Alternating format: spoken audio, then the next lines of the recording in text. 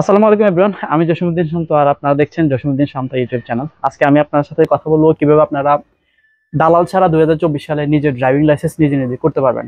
বর্তমানে আপনার driving licence পেতে সময় লাগছে 2 দিন এবং আপনার স্মার্ট কার্ড হাতে পেতে সময় লাগছে আপনার 1 মাস। তো আমি আজকের ভিডিওতে আমি আপনাদেরকে দেখাবো কিভাবে আপনারা এই ড্রাইভিং লাইসেন্স করতে পারবেন এবং মাঠে গিয়ে আপনারা কিভাবে পরীক্ষাগুলো স্টেপ বাই স্টেপ পার করবেন। তো চলুন শুরু করা যাক আমার এই ড্রাইভিং লাইসেন্স জার্নি। তো আপনার ড্রাইভিং লাইসেন্স করার প্রথম ধাপ হচ্ছে আপনার লার্নার কার্ড করা। লার্নার কার্ড করতে হলে আপনার যে জিনিসটি সর্বপ্রথম প্রয়োজন হবে সেটা হচ্ছে আপনার সিম কার্ড, আপনার এনআইডি কার্ড দিয়ে ভেরিফাইডকৃত একটি সিম কার্ড, যেখানে আপনার বিএসপি থেকে সকল প্রয়োজনীয় আপনার এসএমএস আপনার এই সিমের মধ্যে আসবে। তো সেকেন্ড স্টেপ হচ্ছে আপনার মেডিকেল সার্টিফিকেট। তো আপনি মেডিকেল সার্টিফিকেট কোথায় পাবেন? বিএসপি পোর্টালে গেলে আপনি ওইখানে মেডিকেল সার্টিফিকেট পাবেন। সেটা আপনি প্রিন্ট করে আপনার ছবি এবং আপনার নাম এবং ছবি বসিয়ে আপনি যে কোনো সরকারি পাশকৃত যে কোনো একজন ডাক্তারের সিল এবং স্বাক্ষর নিয়ে নেবেন। তো সেকেন্ড কাজ আপনার মেডিকেল সার্টিফিকেট এটা সম্পন্ন করে ফেললেন। থার্ড কাজ হচ্ছে আপনার এনআইডি কার্ডের স্ক্যান কপি, সেটা তো আপনার কাছে আছেই। ফোর্থ কাজ হচ্ছে আপনার ইউটিলিটি বিল, বিদ্যুৎ বিলের যে কাগজ আছে সেটাকে আপনি স্ক্যান করে লার্নার কার্ড করার সর্বশেষ যে ধাপ সেটা হচ্ছে আপনার এই শিক্ষাগত যোগ্যতার স্ক্যান কপি। আপনি শিক্ষাগত যোগ্যতার স্ক্যান কপি জমা দিবেন। এই ডকুমেন্টগুলো সাবমিট করার পর আপনার টাকা জমা দিতে হবে। আপনি যদি শুধু মোটরসাইকেলের জন্য মোটরসাইকেল লাইসেন্স করতে চান সেক্ষেত্রে আপনার জমা দিতে হবে 518 টাকা। আর আপনি যদি মোটরসাইকেল প্লাস লাইট, মোটরসাইকেল এবং মাইক্রো যদি দুটো একসাথে করতে চান সেক্ষেত্রে আপনার লার্নারের জন্য আপনার জমা দিতে হবে 748 টাকা। এই টাকা জমা দেওয়ার সাথে সাথে আপনাকে লার্নার কার্ড অনলাইন থেকে দিয়ে দিবে। সেখানে আপনি যেদিন লার্নার কার্ডের জন্য আবেদন করবেন তার ঠিক 2 মাস পরে গিয়ে আপনি মাঠে পরীক্ষা দেওয়ার সময় পাবেন।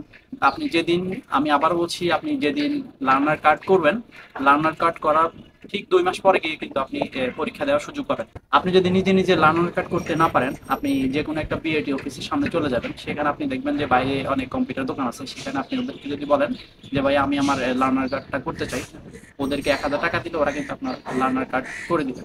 তো চলেন আমরা লার্নার কার্ড পাওয়ার পরে যে প্রক্রিয়া, ড্রাইভিং লাইসেন্স করার জন্য যে মাঠের যে ধাপগুলো আছে, 4টা ধাপ আছে আপনার, সেগুলো নিয়ে চলুন আমরা মাঠে যাই, সেগুলো নিয়ে কথা বলি। তো দেখতে থাকুন পুরো ভিডিও। আশা করি আপনারা মাঠের যে কার্যক্রম আপনারা আমার ভিডিও দেখতে পাবেন। আসসালামু আলাইকুম এভরিওয়ান, চলে আসছি ড্রাইভিং লাইসেন্স করার জন্য। এখন আমি আছি আপনার জোয়ার সাহারা বিআরটি এর ভিতরে, যেটা আপনার খিলক্ষেত বাস স্ট্যান্ডের পাশেই। তো আজকের ভিডিওতে আমি আপনাদের সাথে আলোচনা করব কিভাবে আপনারা step by step driving licence করবেন। ড্রাইভিং লাইসেন্সের স্টেপগুলো হচ্ছে আপনার প্রথম হচ্ছে আপনার বায়োমেট্রিক হবে, দেন আপনার হচ্ছে রিটেন টেস্ট পাস করলে আপনি ওরাল টেস্টে অংশগ্রহণ করতে পারবেন। ওরাল টেস্ট পাস হওয়ার পরে আপনার সর্বশেষ লাস্ট স্টেপ হচ্ছে আপনার প্র্যাকটিক্যাল পাস করার পর আপনার পরের স্টেপ হচ্ছে আপনার ব্যাংকে টাকা জমা দেওয়া। তো এই স্টেপগুলো আমি আজকের ভিডিওতে আমি আপনাদের সাথে তুলে ধরবো কিভাবে আপনারা ড্রাইভিং লাইসেন্স করবেন। তো চলুন শুরু করা যাক আজকের ভিডিও। বিআরটি গেট দিয়ে ঢুকলেই আপনারা হাতে ডান পাশে দেখতে পাবেন বায়োমেট্রিক এর কাজ সম্পন্ন করার জন্য সবাই লাইনে দাঁড়িয়ে আছে। বর্তমানে বিআরটিতে প্রচুর ভিড় হচ্ছে। আপনি হয়তো খুব সকালে যাওয়ার চেষ্টা করবেন, না হয় 10টা থেকে 11টার মধ্যে যাওয়ার চেষ্টা করবেন, সেক্ষেত্রে ভিড় কিছুটা কম পাবেন। বায়োমেট্রিক হচ্ছে ড্রাইভিং লাইসেন্স পাওয়ার প্রথম ধাপ। দুপুর 1টা পর্যন্ত আপনি বায়োমেট্রিকের কাজ সম্পন্ন করতে পারবেন।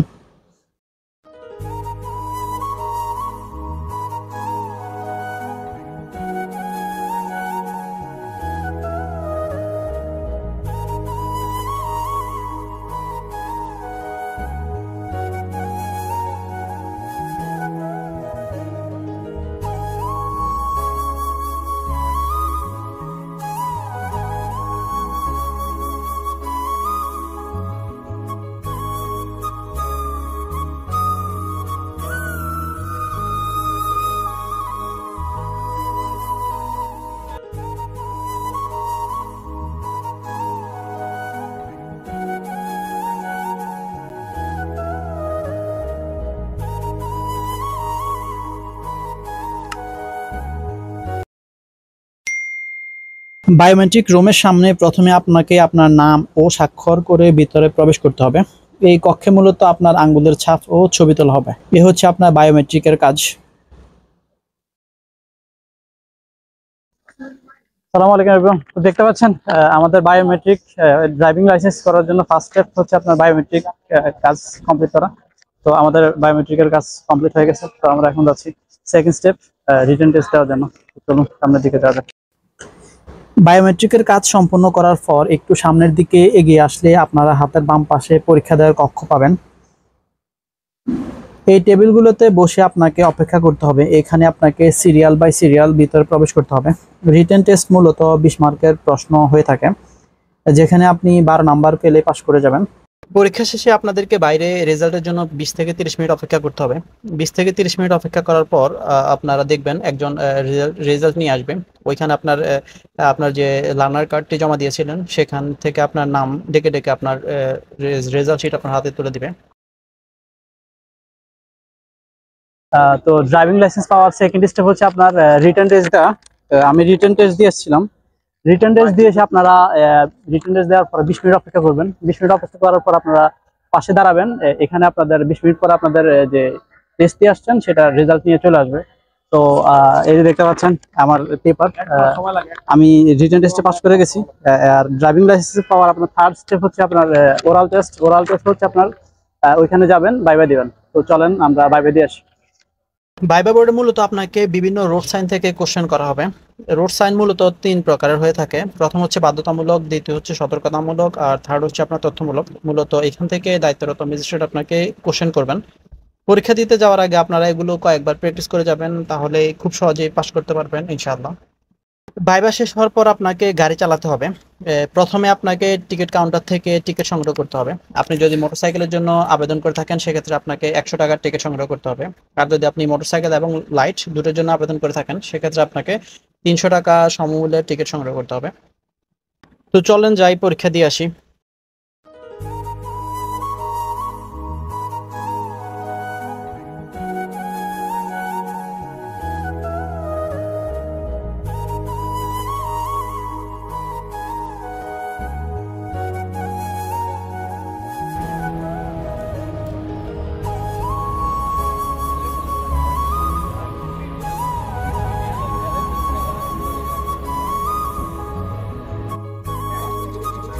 आजा आजा भाई। शाबाश, ठीक है।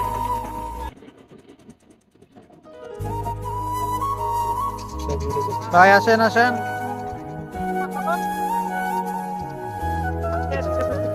জানেন ওখানে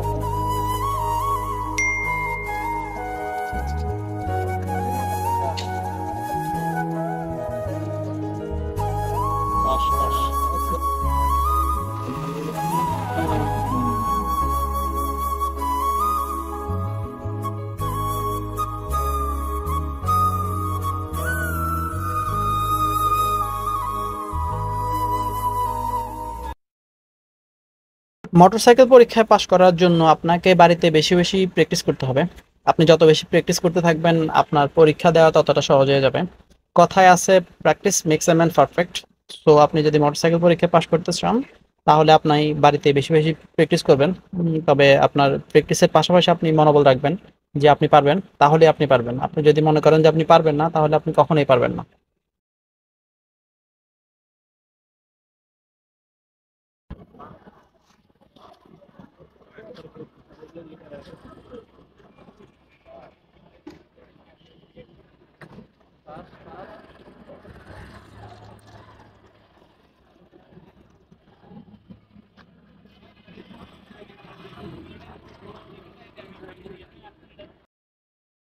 এই মুহূর্তে আপনারা দেখতে পাচ্ছেন গাড়ির ড্রাইভিং টেস্ট নেওয়া হচ্ছে। গাড়ির ড্রাইভিং টেস্টে মূলত গাড়ি পার্কিং টেস্ট নেওয়া হয়। আপনি যদি গাড়ি সুন্দরভাবে পার্কিং করতে পারেন তাহলে তারা ভেবে নেবে যে আপনি একজন ভালো ড্রাইভার। ড্রাইভিং লাইসেন্স পাওয়ার প্রতিটি ধাপ আপনাকে কনফিডেন্সের সহিত পার করতে হবে। কখনো মনোবল হারাবেন না, তাহলে আপনি দিন শেষে আপনি সাকসেসফুল হবেন ইনশাআল্লাহ।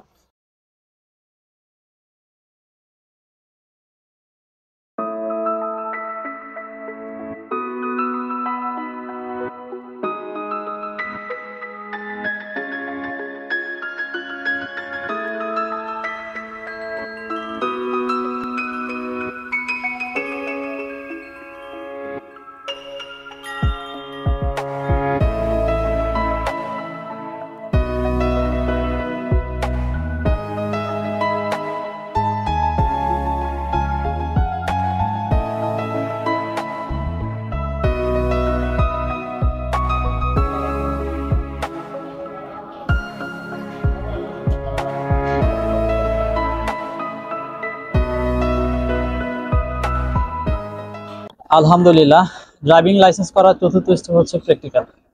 আলহামদুলিল্লাহ আমি প্র্যাকটিক্যাল পরীক্ষা পাস করে গেছি। আপনাদেরকে যদি একটু সামারি বলি ড্রাইভিং লাইসেন্স করতে কি কি লাগে। ফার্স্ট অফ অল আপনারা সকালবেলা আসবেন, আসার পর আপনারা প্রথমে বায়োমেট্রিক দিবেন। আপনারা ঢুকতে হাতের বাম পাশে পাবেন বায়োমেট্রিক, ওইখান থেকে বায়োমেট্রিক কমপ্লিট করে তারপর আপনারা রিটার্ন দেওয়ার জন্য আসবেন। একটু সামনের দিকে আগালে আপনারা হাতের বাম পাশে